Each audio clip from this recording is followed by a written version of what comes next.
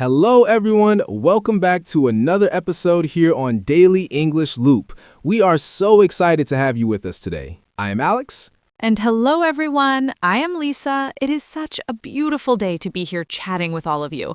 I am full of energy and ready to go. You are always full of energy, Lisa. It is contagious.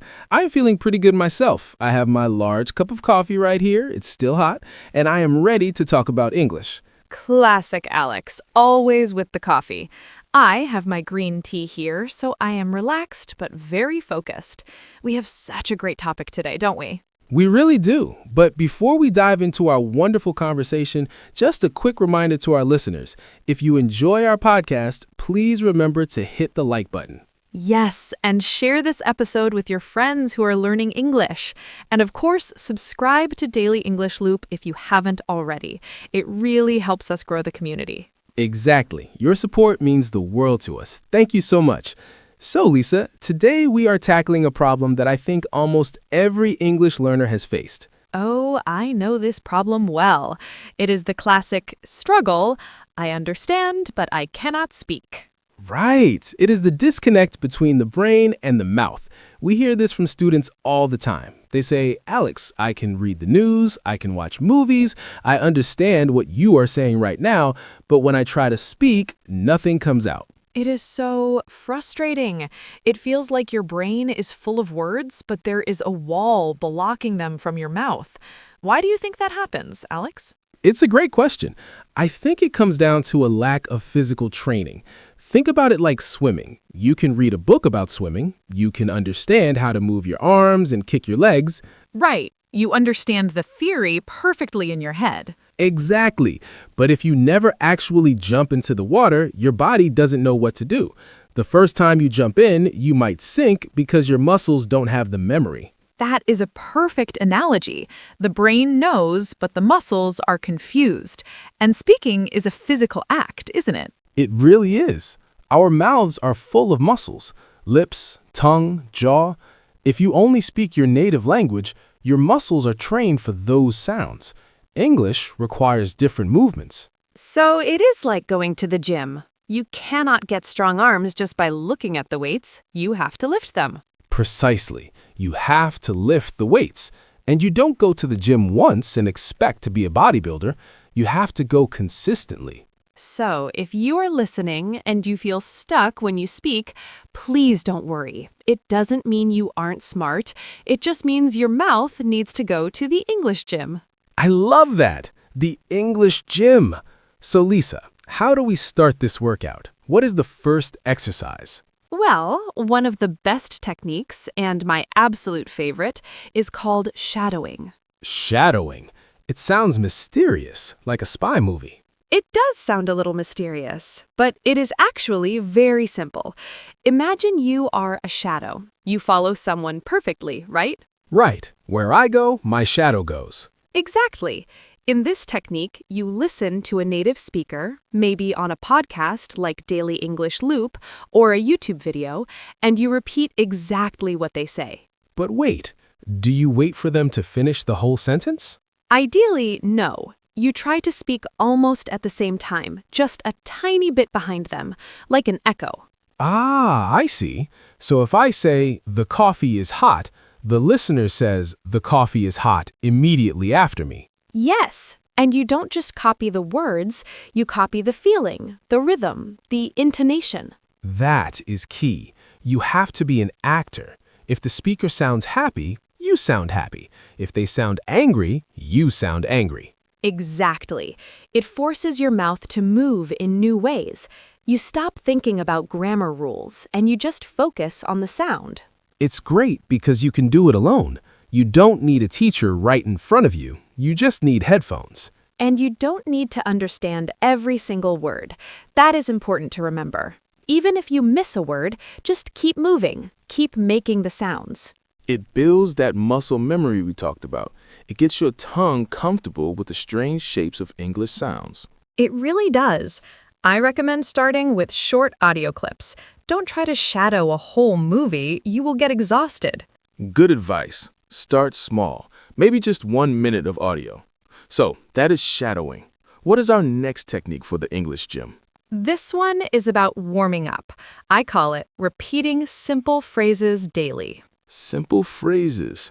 I like the sound of that. Yes, sometimes we put too much pressure on ourselves to say complex, intelligent sentences. But to train your mouth, simple is better. It is like stretching before a run. You don't start with a sprint. Exactly. So pick a few phrases to say every single day. Things like, I am ready, or let's do this, or even just, good morning, world. I like time for coffee. That is my daily phrase. Of course it is, Alex. But seriously, say them out loud, not in your head, out loud. Can we add emotion to these too? Definitely. In fact, that is better. Say, I am ready with a big smile. Feel the energy. Or if you're tired, say, I am ready with a sleepy voice. It connects the language to your actual feelings. It makes it real. And because the phrase is simple, you don't have to think about the grammar. You know it is correct, so you can focus on fluency. It becomes automatic, like saying hello. You don't translate hello in your head, do you? You just say it. Exactly. We want more phrases to feel like hello, automatic and effortless. I think that leads perfectly into our next tip, because once you are comfortable with simple phrases, you can start doing something that might look a little crazy. Oh, I know which one you're talking about. Speaking out loud alone. Yes, this is my favorite, talking to yourself. People might look at you strangely if you do this on the bus, Alex. True, maybe do this one at home, but your home is your safe zone. No one is judging you. Except maybe your cat. My cat judges me anyway, so that's fine. But really, narrating your life is so powerful. It is. Tell us how you do it, Alex. Well, when I am in the kitchen, I just say what I am doing. I am opening the fridge. I am looking for milk. Ah, here is the milk. It is cold. That is perfect. It sounds simple, but you are turning your thoughts into sound. And you are connecting the English words to physical objects. When I touch the milk and say milk, my brain makes a strong connection. I do this when I go for a run sometimes. I say, the sky is blue, that tree is tall, a dog is running. And the best part is, if you make a mistake, nobody knows. Exactly. It is zero pressure. You can stutter, you can pause, you can say it wrong and try again. It is your private practice time. It gets your mouth moving. If you only speak English once a week in a class, your mouth muscles get cold. But if you talk to yourself every day, they stay warm. It really helps with fluency. You get used to the sound of your own voice in English. That is a big thing. Sometimes we are surprised by how we sound. Yes, so get used to it. Narrate your day. I am brushing my teeth. I am putting on my shoes. So, we are training the mouth with shadowing and narrating. Now, let's talk about the brain. How do we train the mind? This is the golden rule. Think in English. Ooh, that sounds difficult. Think in English. It sounds like something only advanced students can do. That is a common misconception. People think they need to be fluent to think in English, but actually, thinking in English helps you become fluent. So, how does a beginner start? You can't debate philosophy in your head if you don't know the words. No, of course not. You start with the labeling game. The labeling game. Tell me more. Look around the room. What do you see? Don't translate. Just think the English word directly. Okay. I see microphone, table, coffee, Lisa. Exactly. You didn't think the word in your native language first. You went straight to English. That is thinking in English. I see. So we are trying to cut out the middleman. We want to stop the translation process. Yes, translation is slow. It takes energy. We want a direct line from the object to the English word. So when you feel thirsty, instead of thinking dingle sid, or whatever your language is, you force your brain to think water. Or, I want water. Start with words, then move to short sentences. It is cold. I am hungry. That is nice. It takes conscious effort at first, doesn't it? It does. You have to catch yourself. But if you do it a little bit every day, your brain creates a new pathway, a superhighway for English. A superhighway. I like that image. No traffic lights, just speed. Exactly. And combined with speaking out loud, your brain and mouth start working together smoothly. Now, all of these techniques require one special ingredient to work. The magic ingredient, immersion and consistency. Let's talk about immersion first. We don't all live in London or New York. How do we immerse ourselves? You create a bubble, your own English bubble. I like bubbles. Change your phone language to English. That is a huge step. You look at your phone 100 times a day. That is true. It forces you to learn words like settings, display, notifications. Exactly. Listen to English music. Watch English videos on Daily English Loop. Yes, listen to podcasts while you wash the dishes or walk the dog. Read memes in English. Memes are great because they are short, funny, and use real slang. That is a fun way to learn. It doesn't feel like studying. That is the point. Make English a part of your life, not just a subject in a textbook.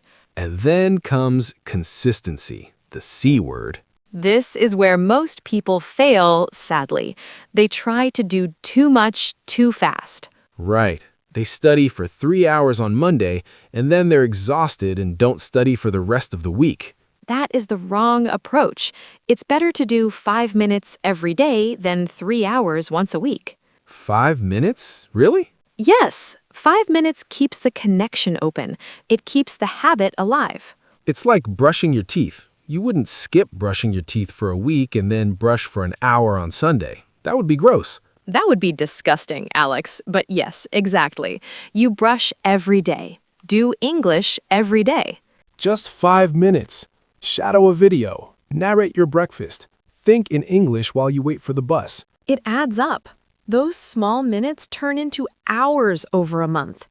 And because it is small, you don't feel overwhelmed. It builds momentum. You break the resistance. And once you start, often you will want to do more than 5 minutes. But 5 is the goal. Keep the chain going. Don't break the chain. Now, Alex, there is one last thing we need to discuss. It is about how we feel about our voices. Ah, yes. Confidence. A lot of learners hate their own accents. They wait until they sound perfect before they speak. This is a trap. Do not wait for perfection. Perfection does not exist. It really doesn't. Even native speakers make mistakes. I make mistakes all the time. We all do. We need to celebrate your voice. I love that phrase. Celebrate your voice. Your voice is unique. Your accent is part of your history. It tells people where you are from. It is interesting. I agree. I love hearing different accents. It makes the conversation colorful. If everyone sounded like a robot, it would be boring. Exactly. The goal of English is communication. It is connection. It is not to sound like the Queen of England. Unless you are the Queen of England. Well, yes, but for the rest of us, the goal is just to be understood. So don't hide your voice. Speak up. Be proud. Say, this is my English. I'm working on it, and I am proud of it. When you accept your voice, you relax. And when you relax, you actually speak better. It is a positive cycle. Fear makes us stiff. Confidence makes us fluid. So own your accent. Own your mistakes. They are proof that you are trying. So let's wrap this up, Lisa. We have covered a lot today. Shadowing, daily phrases, speaking alone, thinking in English, immersion, and confidence. It all comes back to one main idea. Your brain follows your mouth. That is the takeaway.